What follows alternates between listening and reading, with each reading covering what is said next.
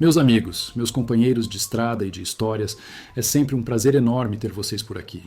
Sentindo o cheiro da terra molhada e a poeira das estradas que nos levam para dentro do Brasil profundo. Para não perder o fio da meada dessas narrativas que tocam o coração e a alma, dessas lições de vida que o nosso povo do interior tem a nos oferecer, eu peço que se inscrevam no canal, deixem um like bem caprichado e ativem o sininho. Assim, a gente garante que essa nossa prosa boa não se perca no tempo, nem no emaranhado da vida moderna. Cada clique de vocês é um tijolo que a gente assenta nessa casa de histórias que estamos construindo juntos. O sol de 1957 mal despontava por entre os morros arredondados de Minas Gerais, espreguiçando-se preguiçosamente e tingindo o céu de tons alaranjados e rosados, como se um pintor distraído tivesse derramado sua paleta sobre as nuvens ralas. Na pequena casa de pau a pique, incrustada no sopé da Serra do Coração de Pedra, Dona Emília já estava de pé. O aroma do café fresco, coado no pano, dançava no ar junto com o cheiro adocicado da lenha queimando no fogão a lenha. As galinhas ciscavam no quintal, seus grasnados matinais quebrando o silêncio que, até pouco tempo, era preenchido pela voz rouca e bondosa de Zé Lourenço. Dona Emília, aos seus 58 anos, carregava nas mãos calosas e nos vincos ao redor dos olhos a marca de uma vida inteira dedicada à lida.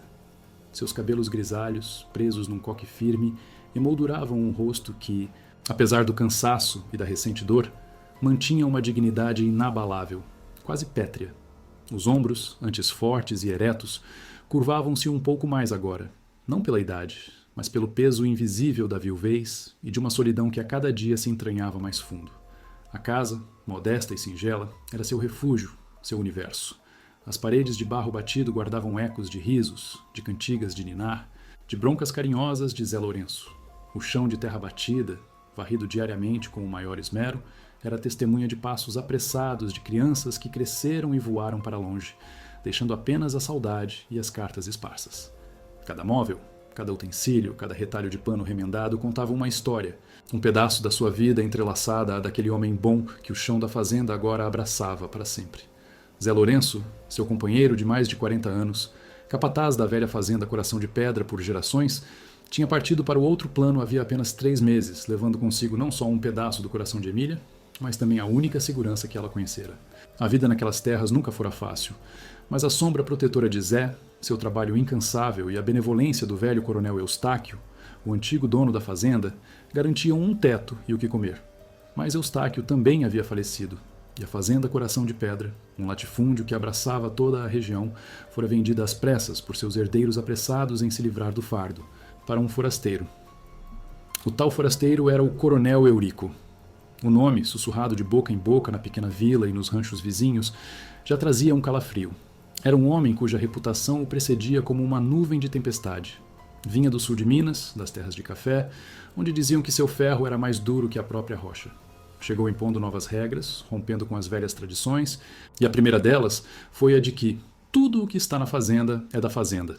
E isso incluía a casinha de Dona Emília. A notícia, fria e cortante como uma lâmina de serra, chegou pelas mãos de Tonho, o filho de Marieta, que vinha da vila. Tonho, um rapaz de seus 20 anos, envergonhado e com a voz embargada, mal conseguia encarar a viúva. Dona Emília, o coronel Eurico mandou dizer, que a senhora precisa desocupar a casa. Emília, que estava regando as violetas na varanda, sentiu o corpo gelar. O regador caiu de suas mãos, espalhando água e lama sobre o chão batido. Desocupar? Mas como, Tonho? Essa casa é minha. É a casa de Zé Lourenço. Sempre foi. Meu pai, antes de mim, também morou aqui. Tonho baixou a cabeça, os olhos fixos na ponta dos sapatos gastos. E ele? Ele disse que a casa é uma benfeitoria da fazenda feita por funcionário. E que Zé Lourenço tinha uma dívida no armazém da fazenda, uns mantimentos que ele pegou nos últimos meses. Disse que essa dívida, agora, é da senhora. E que, para quitar, a senhora tem que ir embora. O chão pareceu sumir de sob os pés de Emília. Dívida? Zé Lourenço sempre fora um homem que honrava seus compromissos, mesmo que a vida apertasse. Ele sempre pagava tudo. Que dívida é essa, Tonho? O Zé nunca deixou dívida. Ele pagava o armazém todo mês, certinho. Não sei, Dona Emília. Ele só mandou dizer que a dívida existe e que a casa é o pagamento, para a senhora ter até o fim da semana para sair. O que se seguiu foram dias de agonia e incredulidade. Emília, que sempre enfrentara as adversidades da vida com a força de um touro, sentiu-se como um galho seco prestes a quebrar. Visitou o armazém, conversou com um novo feitor, um homem de semblante fechado vindo de fora, que apenas confirmou as palavras do coronel Eurico. Mostrou-lhe um livro velho e empoeirado, onde, com uma caligrafia desajeitada, estava anotada uma quantia irrisória, mas o suficiente para servir de pretexto. O nome de Zé Lourenço, ali, rabiscado. Emília sabia que aquilo era uma farsa, uma invenção para justificar o que era, na verdade, uma expulsão. Não havia para quem apelar. O coronel era a lei naquelas terras agora. A notícia se espalhou como fogo em capim seco. Os vizinhos, coitados, vinham até sua casa, uns trazendo um prato de comida, outros apenas um abraço apertado e palavras de consolo vazias. Que barbaridade, Emília! Que injustiça! Deus está vendo, minha amiga. Mas ninguém podia fazer nada. O coronel Eurico tinha dinheiro, tinha poder, e seus homens, de olhar frio, patrulhavam a fazenda. O medo pairava no ar. Emília passou as noites em claro, o sono fugindo como água entre os dedos. A cada crepitar do fogão, a cada uivo distante de um cão, ela via o rosto de Zé, seu sorriso tranquilo, seu olhar protetor. Como poderia ele, um homem íntegro, ter deixado uma dívida que a levaria à ruína? Era impossível. Aquilo era uma armação, um ardil cruel de um homem sem coração para roubar-lhe o único bem que lhe restara. No terceiro dia após a notificação, com o prazo apertando como um nó na garganta, Emília começou a arrumar suas poucas tralhas. Cada objeto, cada fotografia amarelada, cada peça de roupa surrada, era um gatilho para uma enxurrada de memórias. Pegou o álbum de fotos com capas de couro gasto e folhas que se desfaziam. A imagem de Zé Lourenço jovem, com um sorriso largo, abraçado a ela, recém-casados. O nascimento do primeiro filho, a alegria na roça, as colheitas fartas, as festas juninas na beira do rio. Os tempos difíceis, a seca, a perda. Tudo estava ali, incrustado nas paredes daquela casa, em cada rachadura do barro, em cada mancha de fumaça no teto. Um caixote de madeira, antes usado para guardar ferramentas, agora recebia os panos de prato bordados pela avó, as poucas porcelanas que lhe restavam do enxoval e uma pequena imagem de São Benedito, que sempre a acompanhara. As roupas de Zé, que ela ainda não tivera coragem de doar, foram dobradas com extremo carinho e guardadas em um baú que ele mesmo fizera. O cheiro dele ainda estava ali, fraco, mas presente, e Emília apertou a camisa de flanela contra o rosto, sentindo as lágrimas quentes rolarem. O luto, que parecia ter dado uma trégua, voltou com força total, misturando-se à indignação e ao desespero. Aquela casa não era só um amontoado de pau e barro, era a alma dela. Era a extensão do corpo de Zé Lourenço, do trabalho de uma vida, da história de uma família.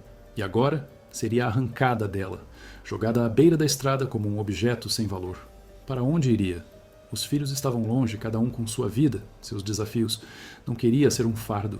Mas o que faria uma mulher de quase 60 anos, sem um tostão no bolso, sem mais ninguém a quem recorrer?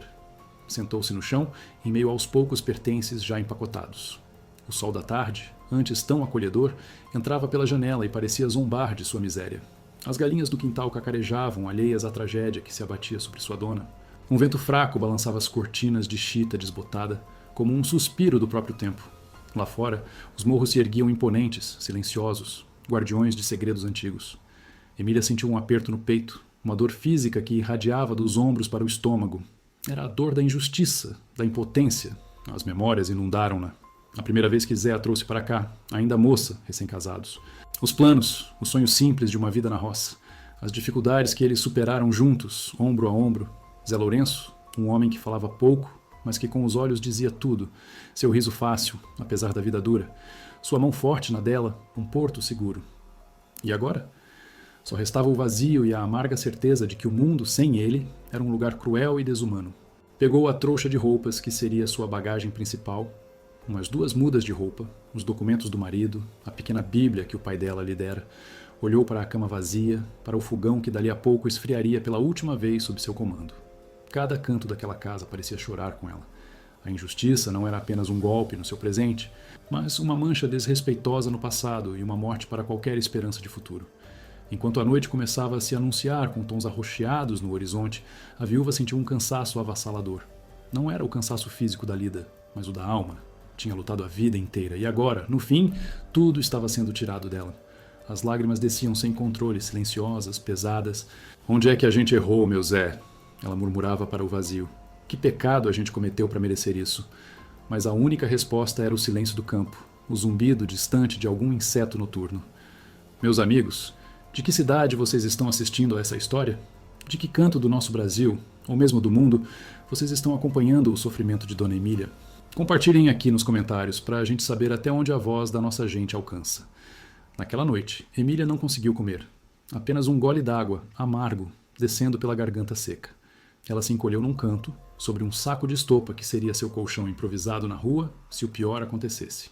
Esperava, com um medo profundo e paralisante, a chegada do novo dia, que traria consigo a ordem de despejo definitiva. O coronel Eurico, por mais que sua imagem fosse envolta em um mistério quase impenetrável de um homem justo, mas de pulso firme, era visto como um carrasco pelos moradores. Ninguém esperava a clemência de um homem assim. Ninguém esperava que, para alguém como ele, a palavra compaixão tivesse algum significado. A madrugada avançava, fria e escura. Emília, exausta, finalmente cochilou, um sono agitado, permeado por pesadelos. Acordou com o barulho de uma carroça parando em seu portão. O sol ainda não tinha nascido por completo, mas já clareava o suficiente para ela distinguir a silhueta de um homem alto descendo. Seu coração disparou. Era ele, o coronel Eurico. Mas por que viria ele mesmo, tão cedo? Não mandaria um de seus homens. Um calafrio percorreu sua espinha. Era o fim. Ela se levantou, cambaleante, as mãos tremendo. Ele parou diante da porta aberta, imponente, a sombra de seu chapéu encobrindo parte do rosto. Emília apertou o rosário que estava em seu pescoço. Estava pronta para o último e derradeiro golpe. Mas as palavras que saíram da boca do coronel Eurico não eram as que ela esperava. Ele olhou para ela, para a casa, para a trouxa de Emília, e então, com uma voz grave que ecoou pelo pequeno cômodo, disse, sem desviar o olhar: Dona Emília, eu paguei a dívida de Zé Lourenço. Um silêncio denso preencheu o espaço entre eles. Emília o encarou, a boca ligeiramente aberta, os olhos arregalados, sem conseguir entender. O que ele queria dizer? Por que faria isso? E então ele completou, as palavras cravando-se na alma da viúva como ferro quente, com um olhar que ela não conseguiu decifrar. Agora, Dona Emília, a casa é nossa. O ar denso da manhã parecia prender a respiração de Dona Emília. As palavras do coronel Eurico pairavam entre eles, pesadas e incompreensíveis. Agora, Dona Emília, a casa é nossa. Ela o fitou, os olhos marejados de cansaço e espanto. A boca tremeu, mas nenhum som saiu. Que tipo de armadilha era aquela? Depois de dias de tormento, de ter aceitado o destino cruel, de ter se curvado à injustiça, agora ele surgia com essa declaração insólita. Não era possível. Homens como o coronel Eurico não faziam caridade gratuita. A vida naquelas terras ensinara-lhe que todo gesto, especialmente vindo de gente poderosa, tinha um preço oculto, uma intenção velada. Nossa! A voz dela saiu rouca, quase um sussurro. Como assim, nossa, coronel? Essa casa é minha, sempre foi. O senhor mesmo disse que eu não tinha mais direito a ela. O coronel Eurico, um homem alto e robusto, com um chapéu de abas largas que projetava uma sombra misteriosa sobre seus olhos, não vacilou. Seu semblante era impassível, quase de pedra, mas havia algo em seu olhar que Emília não conseguia decifrar. Não era raiva nem desdém, mas algo mais complexo, como uma antiga tristeza ou um segredo guardado a 7 chaves. Sim, Dona Emília, a dívida do seu Zé Lourenço foi quitada. Paguei ao armazém, em nome dele, toda a quantia.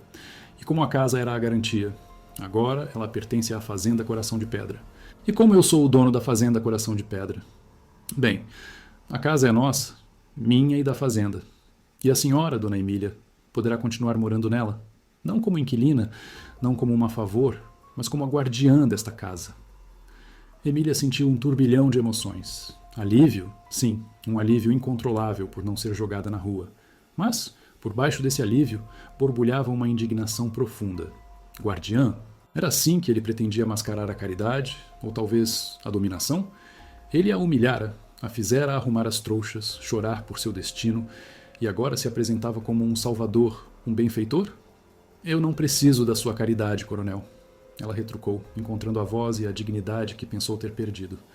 Eu prefiro dormir debaixo de uma árvore a dever favores a quem me humilhou. O meu Zé Lourenço nunca devia nada a ninguém. Essa dívida é uma invenção, uma mentira. O coronel deu um passo à frente, sua presença preenchendo o pequeno cômodo. Emília recuou instintivamente, mas manteve o olhar fixo nele. Não é caridade, Dona Emília, ele disse, a voz mais baixa, mas ainda firme. É uma reparação. Zé Lourenço foi um homem bom e a fazenda deve muito a ele. Não é justo que a viúva dele seja tratada com desrespeito. Respeito? O senhor fala em respeito depois de quase me despejar? Depois de manchar o nome do meu marido com uma dívida que não existia? A dívida existia nos registros, Dona Emília. Errada ou não, estava lá. E a lei, por mais torta que seja, se apega aos papéis. Eu apenas agi para que os papéis fossem corrigidos e a senhora não perdesse seu lar. Ele tirou um maço de documentos do bolso do paletó e os estendeu para ela. Eram os recibos do armazém, com o valor da dívida riscado, e uma declaração assinada pelo próprio coronel Eurico, atestando o pagamento e a permanência da viúva na residência. O documento parecia oficial, com carimbos e selos da fazenda. Emília pegou os papéis, as mãos ainda trêmulas. Não conseguia acreditar. Não era caridade, mas uma reparação. Mas por quê?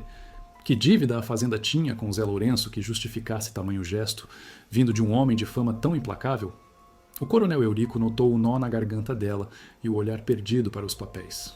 A senhora pode ficar, pelo tempo que quiser. Ninguém irá perturbá-la. Esta casa agora é um elo. Um elo entre o passado e o presente da fazenda Coração de Pedra. E a senhora, Dona Emília, é a guardiã desse elo. Ele se virou para sair, mas antes de cruzar a soleira, parou e olhou para ela uma última vez. Não se preocupe com o que os outros vão pensar, Dona Emília. Eles sempre vão falar. A senhora sabe disso, não sabe? Apenas viva a sua vida nesta casa que é sua por direito e por memória. E com isso, ele partiu, deixando-a sozinha no meio da sala com os papéis na mão e a cabeça girando. O sol já estava alto quando Emília finalmente conseguiu processar a informação. Ela não seria despejada. Poderia ficar na casa de Zé Lourenço. O alívio, apesar de tingido de desconfiança, era imenso, mas a ambiguidade das palavras do coronel, a casa é nossa, continuava a martelar sua mente. O que ele queria dizer com nossa? E por que a chamara de guardiã do elo? Que elo era esse? Zé Lourenço tinha algum segredo que ela desconhecia? Algo que o ligava a esse forasteiro? Os dias seguintes foram estranhos. Emília, em vez de desempacotar suas trouxas, apenas as empurrou para um canto. Ela não confiava totalmente no gesto do coronel. Achava que a qualquer momento ele poderia mudar de ideia, ou que havia uma segunda intenção que ainda não se revelara.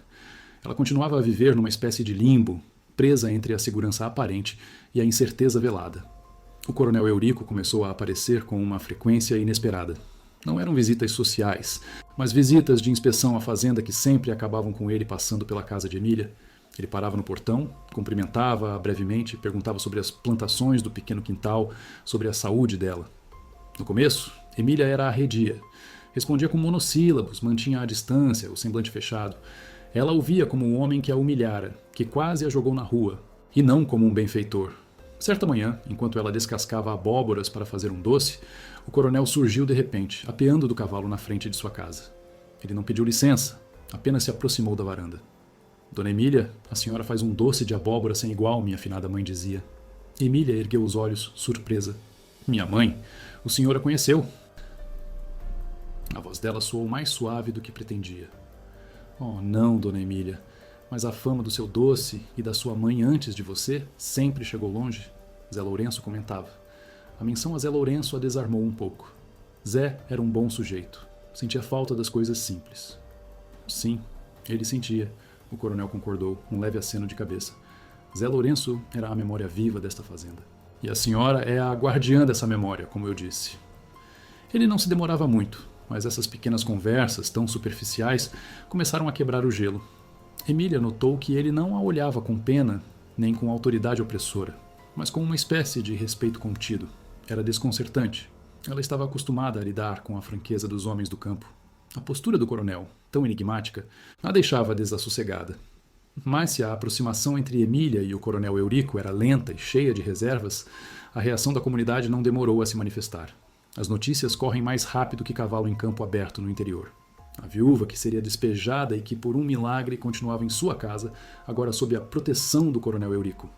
Isso era um prato cheio para a fofoca. No mercadinho da vila, onde Emília ia para comprar o pouco que precisava, os olhares eram diferentes. Os sussurros cessavam abruptamente quando ela se aproximava, mas voltavam com força total assim que ela se afastava. As vizinhas, que antes lhe traziam consolo, agora a olhavam com uma mistura de curiosidade, inveja e, acima de tudo, julgamento. Marieta, a mãe de Tonho, que era sua comadre há anos, um dia não se conteve. Emília, que história é essa que o coronel Eurico está todo dia na sua casa? Emília sentiu o sangue ferver. Ele não está todo dia na minha casa, Marieta. Ele passa na frente e a gente troca 2 palavras. E o que é que tem? O que tem? Tem que um coronel poderoso como ele não vai ficar de conversinha com uma viúva sozinha sem querer nada em troca. O povo está falando, minha comadre. Dizem que o coronel tem intenções com a senhora. Ou que a senhora, Deus me perdoe, arrumou um jeito de se manter na casa. De um jeito que não é muito cristão. As palavras de Marieta foram como um tapa na cara. Emília, que sempre fora uma mulher de honra e de igreja, sentiu-se enojada. Onde estava a solidariedade das comadres? Onde estava a compaixão? Marieta, pelo amor de Deus, o que é que você está insinuando? Eu sou uma mulher direita, de família, viúva de Zé Lourenço. Nunca na minha vida me prestei a essas coisas. O coronel Eurico apenas fez uma reparação. Ele mesmo disse. Reparação que o salvou de te botar na rua, não é mesmo? E agora ele banca o bonzinho. E a senhora fica por lá, morando de graça, enquanto as outras viúvas que perderam a terra ficam a ver navios. O povo comenta que ele está comprando a senhora, Emília. Que o preço da casa é a senhora ser a mulher dele na fazenda. Emília sentiu a bile subir pela garganta. O rosto queimava de vergonha e raiva. Era exatamente o que ela temia. A impureza da suspeita, a sombra do escândalo jogada sobre seu nome e a memória de seu marido. Ela, que sempre trabalhou com as próprias mãos, que sempre viveu com a cabeça erguida, agora era alvo da maledicência. As noites se tornaram mais pesadas com esses pensamentos. Antes, o desespero era por perder a casa, agora era por perder o respeito. O coronel Eurico, por outro lado, parecia alheio aos burburinhos. Continuava suas visitas breves, suas perguntas protocolares. Certa vez, ele viu Emília capinando o pequeno jardim sob o sol forte. Dona Emília, a senhora não precisa fazer esse trabalho pesado sozinha. Eu posso mandar um de meus peões para ajudar. Não preciso, coronel, ela respondeu secamente, as costas doendo, mas a teimosia em seu rosto. Eu sempre fiz as coisas sozinha, e não quero que o povo da fazenda pense que eu sou madame agora. Ele a observou por um momento, um leve traço de um sorriso quase imperceptível surgindo em seus lábios. O que o povo pensa, dona Emília, é problema do povo. O que a senhora faz ou deixa de fazer é problema seu. E montou em seu cavalo, deixando-a com as palavras e a enxada na mão, ponderando sobre a verdade cruel contida naquelas frases. A verdade é que as palavras do coronel a incomodavam. Elas carregavam um peso que ia além da simples ajuda. Ele parecia ter um interesse genuíno nela, na casa, na história. Mas por quê? Não havia lógica. Um homem rico, poderoso, não se daria ao trabalho de reparar a vida de uma simples viúva, a não ser que houvesse algo mais profundo. O mistério adensava-se a cada dia. O que Zé Lourenço, seu bom e simples Zé, teria feito para atrair a atenção do coronel Eurico dessa forma? E que elo era aquele que ele insistia tanto que ela guardava? Apesar da resistência, Emília começou a notar pequenas gentilezas. Um saco de café entregue na porta, um pedaço de carne fresca que um dos peões deixou, mandado pelo coronel. Ela tentava recusar, mas o peão apenas dava de ombros e ia embora. Era como se ele estivesse cercando-a, não com maldade, mas com uma estranha persistência. O julgamento da sociedade, no entanto, era mais difícil de contornar. No domingo, na missa, os olhos que antes eram de compaixão, agora eram de desconfiança. As mulheres cochichavam, os homens olhavam de canto de olho. Emília sentia-se nua, exposta.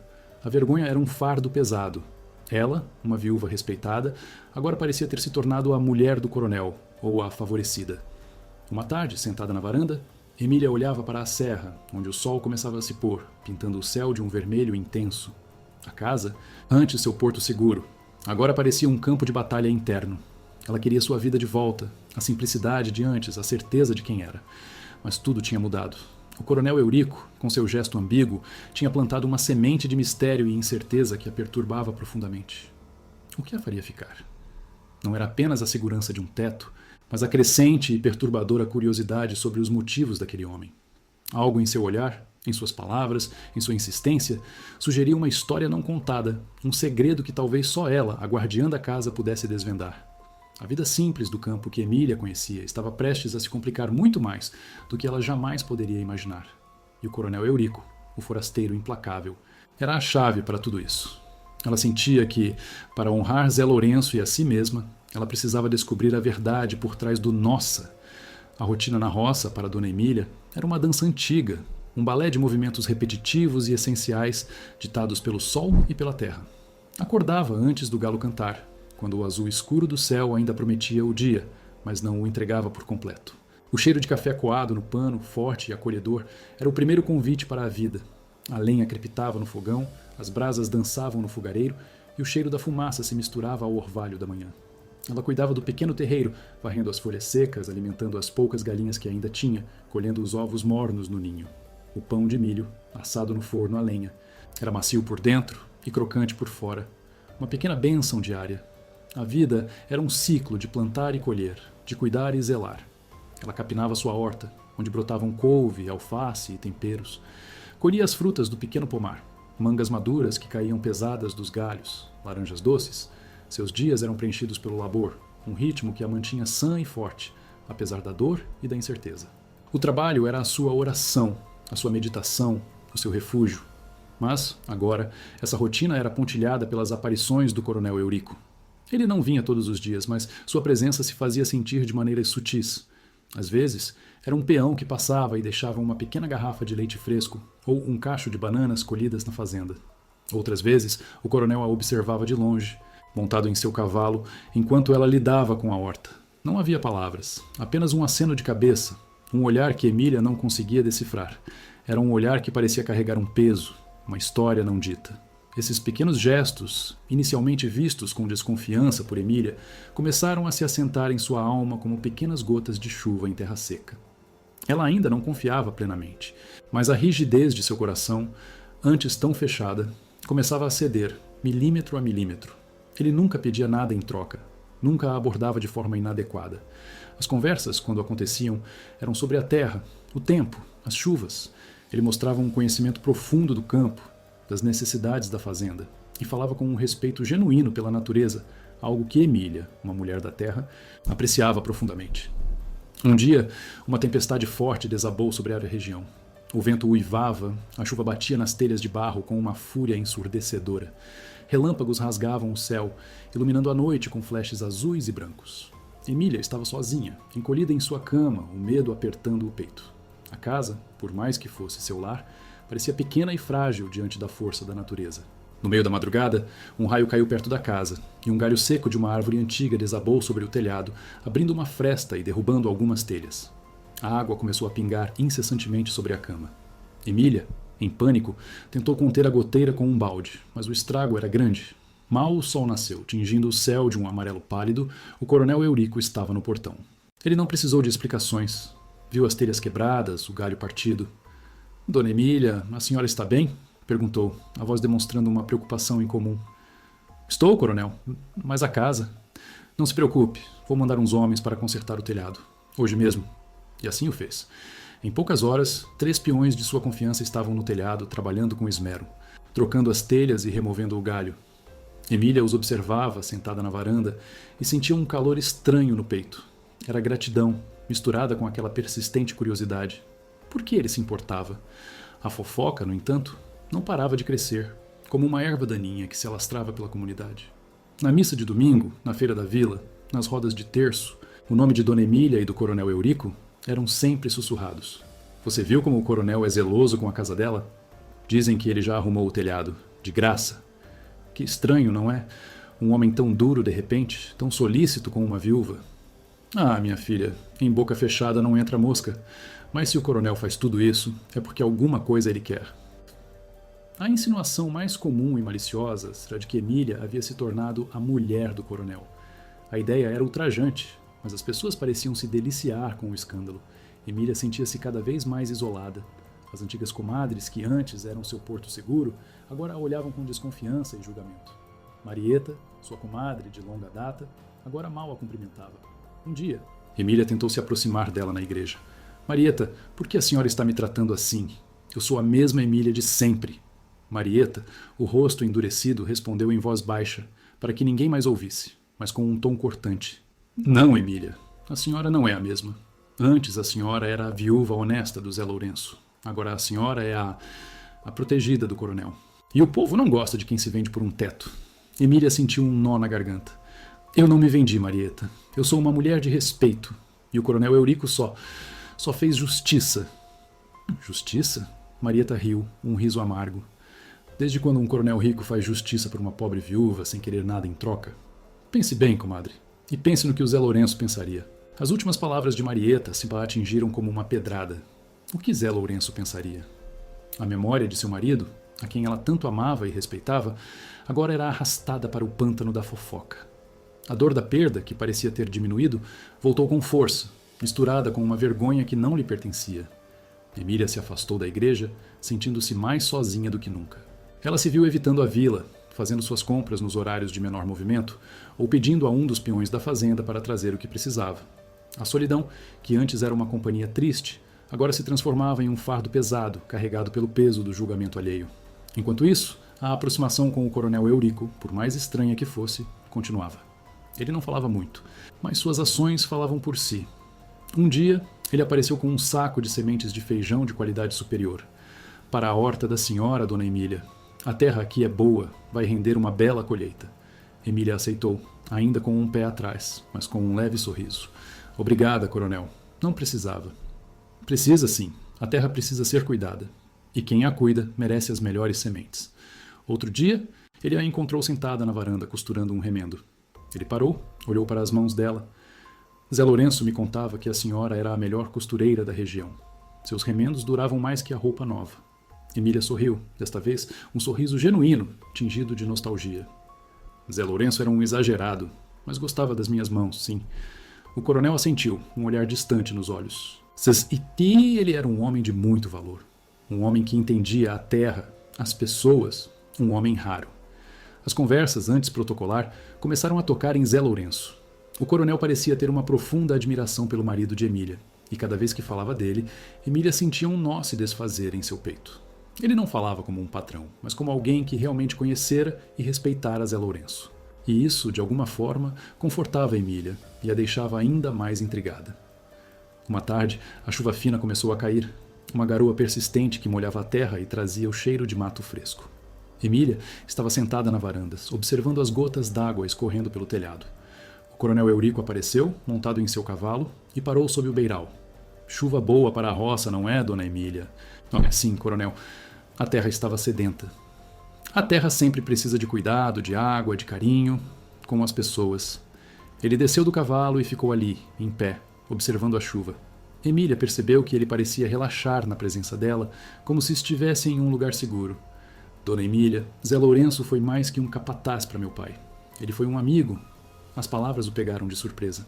Emília se virou para ele, os olhos arregalados. Seu pai? Mas seu pai não era o coronel Eustáquio? Eurico hesitou por um instante, um leve tremor em seus olhos. Antes de responder, a voz um pouco mais baixa. Meu pai adotivo, dona Emília. Eu fui criado por ele. Mas Zé Lourenço sabia de muita coisa. Ele era um elo. Aquelas palavras trouxeram uma nova camada de mistério e desorientação. Pai adotivo? Zé Lourenço sabia de muita coisa? Que elo era esse, afinal? O coronel Eurico parecia prestes a revelar algo profundo, algo que o conectava não apenas à fazenda, mas à própria família de Emília, à vida de Zé Lourenço, de uma forma que ela jamais poderia ter imaginado. A chuva continuava a cair, lavando o ar, mas não a confusão na mente da viúva. Emília sabia que estava perto de desvendar algo que poderia mudar tudo o que ela pensava saber sobre seu marido, sobre a fazenda e sobre o próprio coronel Eurico. Ela sentia que um segredo estava prestes a ser revelado, um segredo enterrado nas terras do coração de pedra, aguardando o momento certo para vir à luz. A revelação do coronel Eurico sobre seu pai adotivo pairou no ar úmido da chuva, densa e cheia de significado. Emília o olhou, a boca entreaberta, o coração batendo descompassado no peito. O mistério que a envolvia desde a chegada daquele homem começava a se desvelar em camadas, cada uma mais intrigante que a anterior. Seu pai adotivo, coronel? Emília repetiu, tentando absorver a informação. Mas o coronel Eustáquio era o pai do seu primo Horácio, que vendeu a fazenda, e de sua irmã, que foi morar na cidade. Eurico assentiu, os olhos fixos em um ponto distante da paisagem enevoada pela garoa. Sim, Eustáquio era meu pai de criação. Fui trazido para a fazenda ainda menino, muito pequeno. Nunca conheci meus pais de sangue. Eustáquio me deu um nome, um lar, uma educação. Mas Zé Lourenço. Zé Lourenço era o único que conhecia a verdade completa sobre a minha chegada a essas terras. A menção a Zé Lourenço acendeu uma luz na mente de Emília. Ele era o elo, sempre fora. Ele guardava um segredo, e agora, talvez, esse segredo estivesse prestes a ser revelado. O coronel Eurico se sentou no degrau da varanda, tirando o chapéu e pousando-o ao lado. Seus cabelos, úmidos pela garoa, eram escuros e finos, já com alguns fios prateados nas têmporas.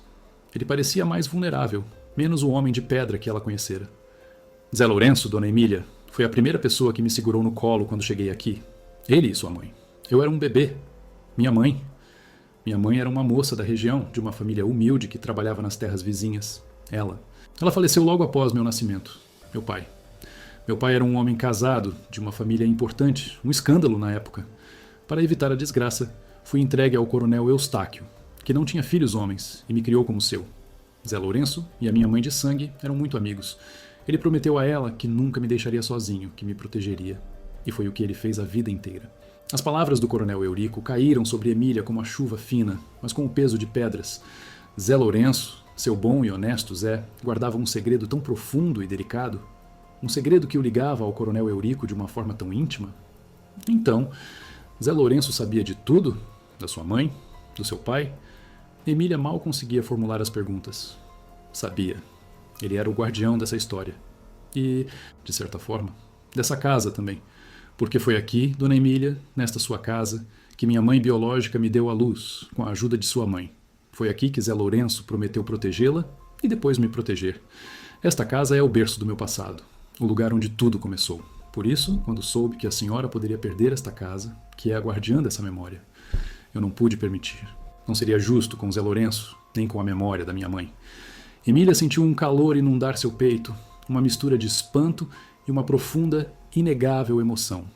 O julgamento alheio, a fofoca maldosa, tudo isso parecia diminuir diante da grandeza daquele segredo. Zé Lourenço não era apenas o capataz da fazenda, ele era o guardião de uma vida, de uma história de amor e sacrifício.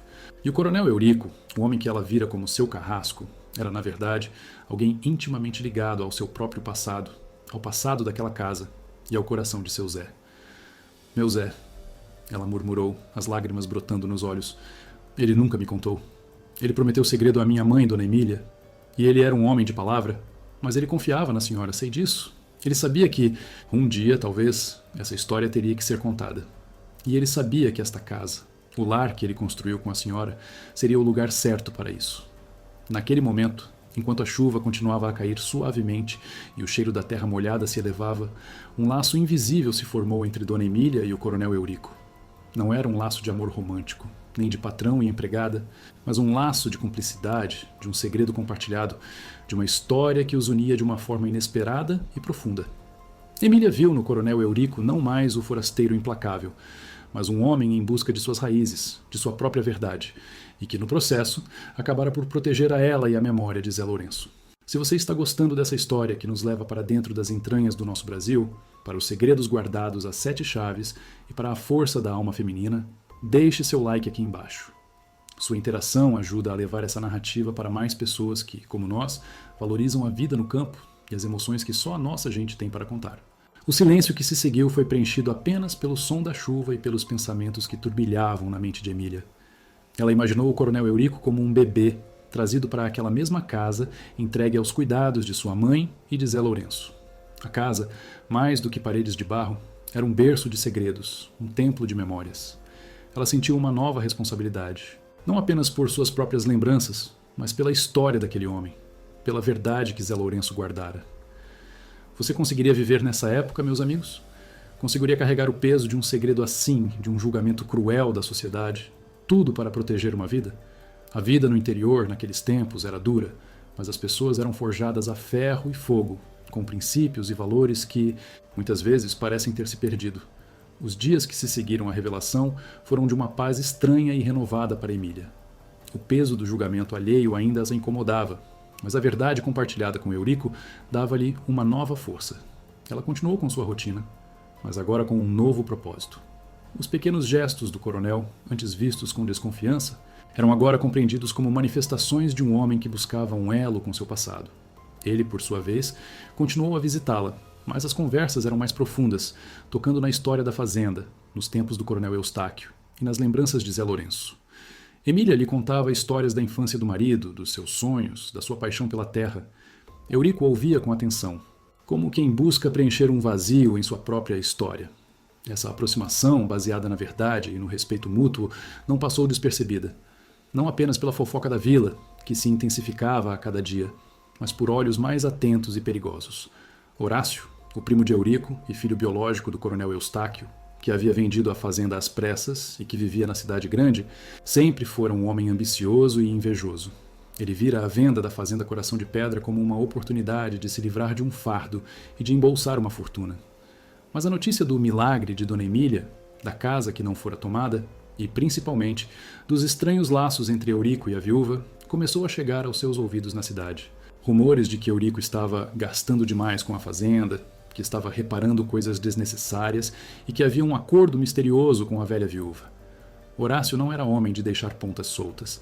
Ele sempre desconfiara da adoção de Eurico, mas nunca soubera os detalhes. Agora, a história da viúva e da casa, tão repentinamente protegida por Eurico, acendeu uma luz vermelha em sua mente. Ele começou a fazer suas próprias investigações, mandando cartas e fazendo perguntas discretas para antigos funcionários e moradores da região. Um dia, enquanto Emília regava suas flores na varanda, um cavaleiro desconhecido parou no portão. Ele não era um dos peões da fazenda. Tinha um ar diferente, urbano, e carregava um envelope selado nas mãos. "Dona Emília?" ele perguntou, a voz grave. "Sou eu. Uma carta do coronel Horácio para a senhora, e uma para o coronel Eurico." Emília pegou o envelope. Sentiu um calafrio na espinha. O nome de Horácio, o herdeiro que queria seu despejo, não trazia boas lembranças. A caligrafia elegante no envelope parecia carregar uma ameaça velada. O que poderia o primo de Eurico querer agora, depois de tanto tempo? Ela abriu a carta, as mãos trêmulas. As primeiras linhas já a atingiram como um golpe. Horácio, astuto e cruel, havia descoberto algo. Algo que poderia desestabilizar a tudo. Algo que transformaria a casa de segredos em um palco de guerra. A carta falava de segredos de família inconfessáveis e de direitos de herança que não foram respeitados.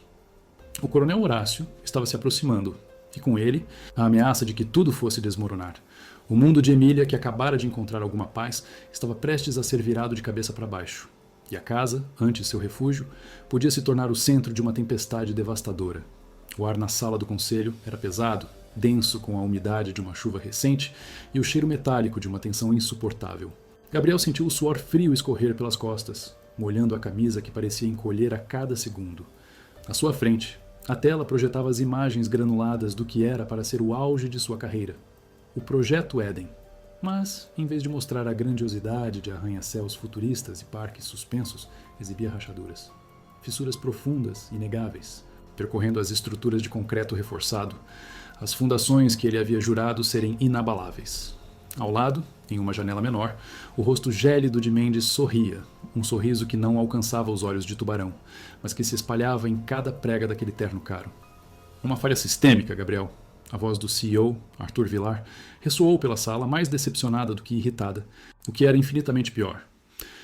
"Os relatórios são unânimes. Os cálculos, as tensões nas vigas mestras, tudo indica um colapso iminente, estimado em meses, se não semanas." A palavra colapso atingiu Gabriel como um soco no estômago. Ele tentou falar, a garganta seca, as palavras presas. Não pode ser. Eu verifiquei tudo, cada detalhe. É impossível que... Mendes se intrometeu, sua voz untuosa como mel contaminado. "É triste, Gabriel. Realmente triste. Um gênio como você cometer um erro tão primário. Talvez a ambição tenha obscurecido o bom senso? Ou, quem sabe, a pressão de um projeto tão megalomaníaco tenha sido demais?" Ele fez uma pausa dramática, os olhos percorrendo os membros do conselho. "O que temos aqui, senhores, não é apenas um atraso. É uma ameaça estrutural a um investimento de bilhões. E mais grave ainda, uma ameaça à vida de milhares de futuros moradores. Éden se tornou um veneno."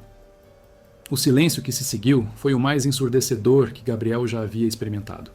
Podia sentir os olhares, as acusações mudas, as condenações já proferidas em suas mentes. Ele era o rosto do Projeto Éden. Ele era o seu criador, o seu defensor mais ferrenho. E agora, ele era o seu carrasco.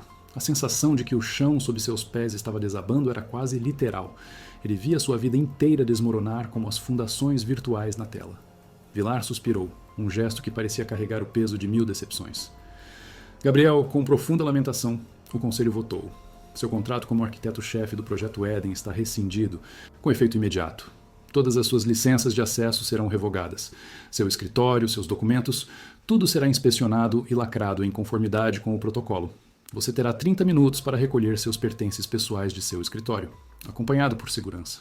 E, claro, a empresa tomará as medidas legais cabíveis para investigar a extensão dessa falha. A última frase ressoou como um tiro.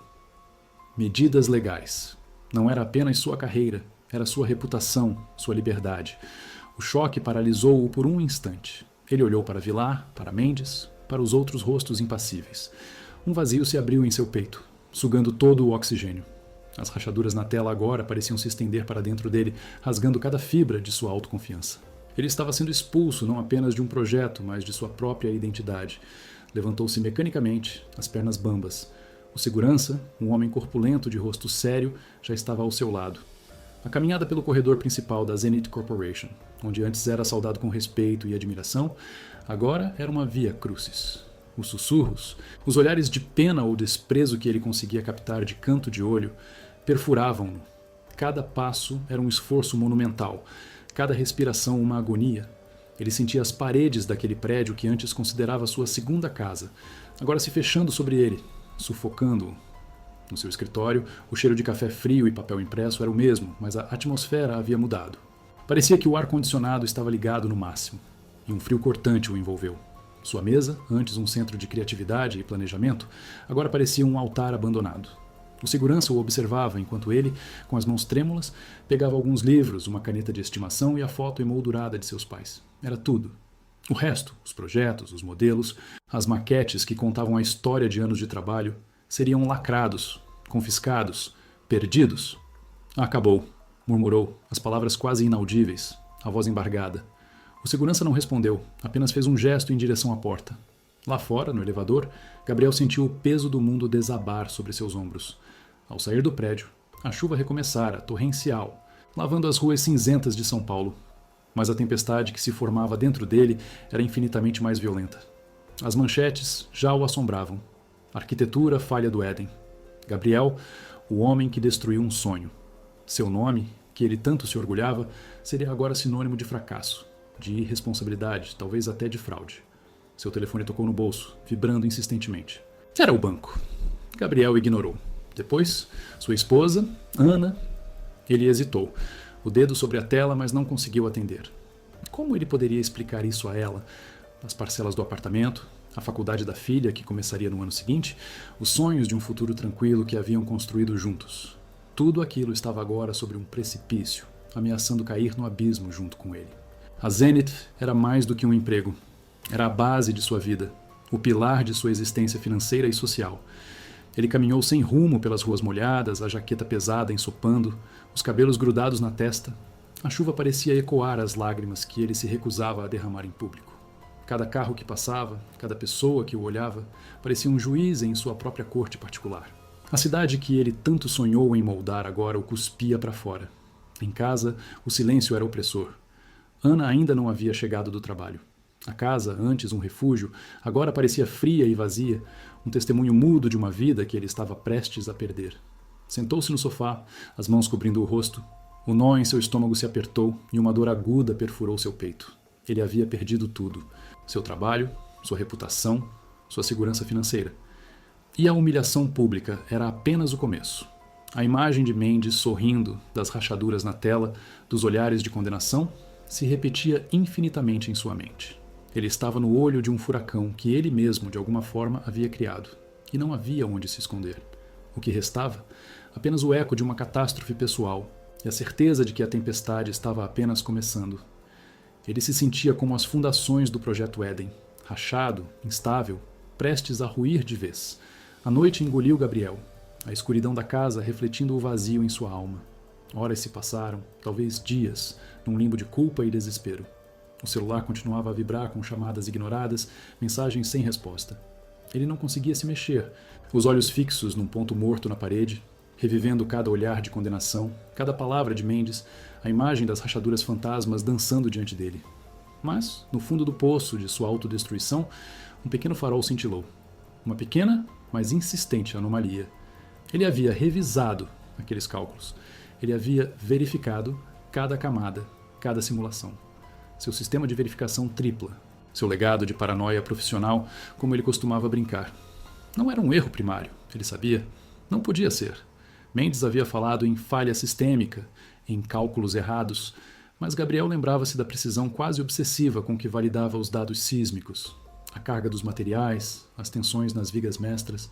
Havia algo errado na história, um buraco negro onde a verdade deveria estar. O clique veio com a lembrança de um protocolo de segurança específico que ele havia implementado anos antes, um arquivo sombra, para as versões finais dos projetos mais críticos, uma camada extra de proteção contra a corrupção de dados ou acessos não autorizados.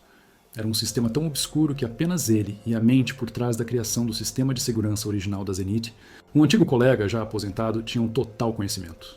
Gabriel nunca o havia usado para a defesa, apenas como uma redundância de segurança. Com um fio de esperança, um sopro gelado de adrenalina, ele se arrastou até o computador. Mãos trêmulas discaram o código de acesso, ativaram a interface de recuperação de dados. Foi uma jornada tortuosa, navegando por camadas de criptografia e pastas ocultas, memórias digitais de anos de trabalho. Cada linha de código parecia um enigma, cada diretório um labirinto. Finalmente, na madrugada, quando o céu começava a clarear em tons de cinza e roxo, ele encontrou. Ali estava. Um log. Um registro de alterações cronológicas dos arquivos mestre do Projeto Eden. Não a versão que a Zenith havia apresentado no conselho, mas a dele, a versão original, selada e imutável. E ao lado, o que parecia ser uma injeção de dados externos, corrompendo os parâmetros de carga e resistência, datada de apenas algumas horas antes da apresentação final ao conselho. E o mais crucial, após sua última e definitiva aprovação, o autor da alteração. O IP rastreava diretamente para um servidor externo, mas o acesso havia sido feito através de uma conta de acesso de nível superior, uma que apenas membros do conselho ou o CEO possuíam. E a única pessoa com o conhecimento técnico para orquestrar tal ataque e a motivação era Mendes. A raiva ferveu em suas veias, um fogo que queimou a exaustão e o desespero. Ele não era um fracasso. Ele não era um irresponsável. Ele era uma vítima. E Mendes, o tubarão de terno, era o predador. A verdade fria e brutal estava ali, na tela, gritando para ser ouvida. No dia seguinte, a Zenith Corporation convocara uma coletiva de imprensa emergencial.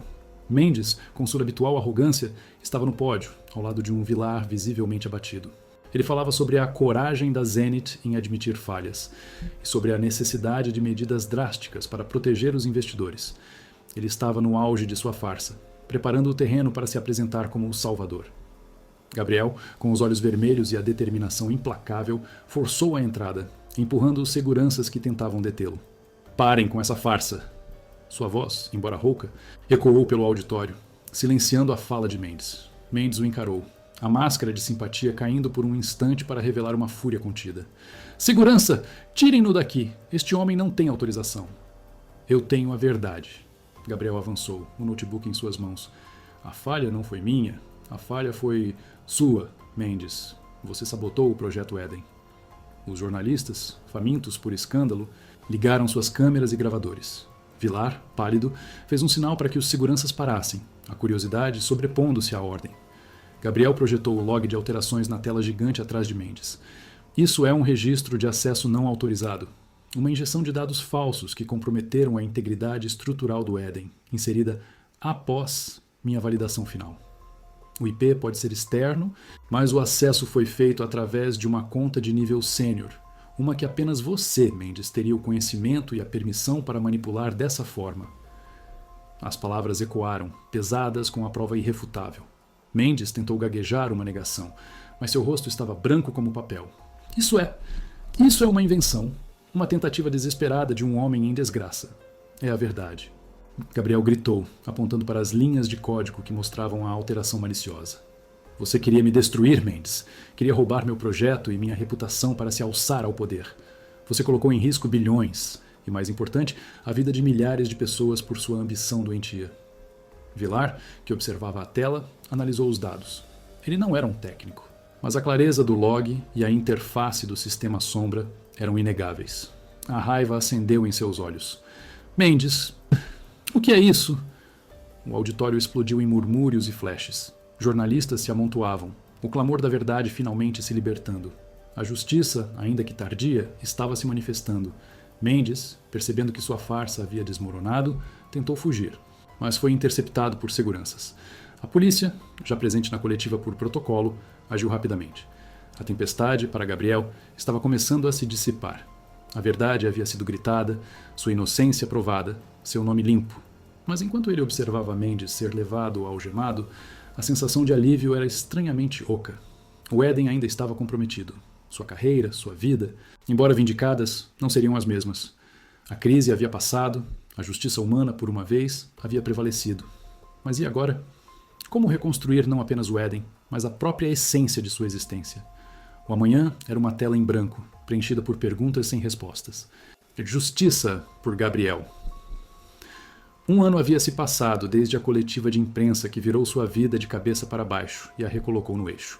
A sensação de alívio inicial, misturada à exaustão e à raiva, dera lugar a um processo lento e doloroso de cura. Gabriel não se reergueu da noite para o dia. As manchetes, antes infamantes, agora celebravam sua vindicação, mas as cicatrizes emocionais eram profundas. No entanto, Ana foi sua âncora, o farol em meio à escuridão que ainda teimava em assombrá-lo. Ela o ouviu, o confortou e o lembrou, dia após dia, da sua integridade e do seu valor. Mendes fora julgado e condenado por fraude e sabotagem, sua carreira e liberdade pulverizadas. A Zenith Corporation, sob a nova liderança de Vilar, que havia passado por uma rigorosa auditoria interna, emitiu um pedido de desculpas público a Gabriel e propôs uma compensação substancial, além de uma oferta para retomar o projeto do Éden sob sua supervisão. Gabriel recusou. O Éden, para ele, havia se tornado um símbolo de uma ambição cega, um monstro que quase o devorou. Ele precisava de um recomeço, um que não fosse assombrado pelas sombras do passado. Com o apoio incondicional de Ana e a indenização recebida, Gabriel abriu seu próprio escritório, Horizonte Urbano. Longe da megalomania corporativa, ele se dedicou a projetos com um propósito diferente. Pequenos, mas significativos. Requalificações urbanas em bairros carentes, moradias sustentáveis e acessíveis, parques comunitários que traziam vida a áreas esquecidas. Seu primeiro grande sucesso veio com o Projeto Renascer, um complexo residencial de baixo custo, construído com materiais reciclados e energia solar em uma antiga área industrial abandonada. Não havia arranha-céus ou tecnologia de ponta, mas havia humanidade, funcionalidade e, acima de tudo, esperança. A inauguração foi um dia de sol vibrante, e as famílias que recebiam as chaves de seus novos lares o abraçavam com lágrimas de gratidão. Era uma colheita, não de bilhões, mas de sorrisos genuínos, de dignidade restaurada. Cada parede erguida, cada jardim plantado, era um tijolo na reconstrução de sua própria honra, na cura de sua alma. A filha, agora na faculdade, brilhava nos estudos, orgulhosa do pai que nunca desistiu. O apartamento deles, antes um lembrete do que ele quase perdeu, agora era um lar renovado, repleto da luz de um futuro construído sobre bases mais sólidas, a honestidade e o amor. Gabriel aprendeu que a verdadeira grandeza não estava em erguer o maior edifício, mas em construir pontes de confiança e impactar vidas de forma positiva. Sua visão de futuro havia mudado. Agora, ele via a cidade não como uma tela para sua própria glória, mas como um corpo vivo que precisava de cuidado, de respiração, de espaços que promovessem a vida e a conexão. Em uma tarde tranquila, sentado na varanda de sua casa, observando o pôr do sol pintar o céu de São Paulo com tons de laranja e violeta, Gabriel sentiu uma paz profunda. A tempestade havia passado, as feridas estavam cicatrizadas, e a vida, em sua simplicidade e propósito renovado, florescia. O amanhã, antes um abismo, agora se estendia como um horizonte aberto, cheio de possibilidades. A crise não o destruiu, ela o transformou. E ele sabia que para qualquer um que esteja enfrentando sua própria tempestade, a mensagem era clara. A resiliência não é sobre evitar a queda, mas sobre a coragem de se levantar e reconstruir, tijolo por tijolo, a vida que se deseja.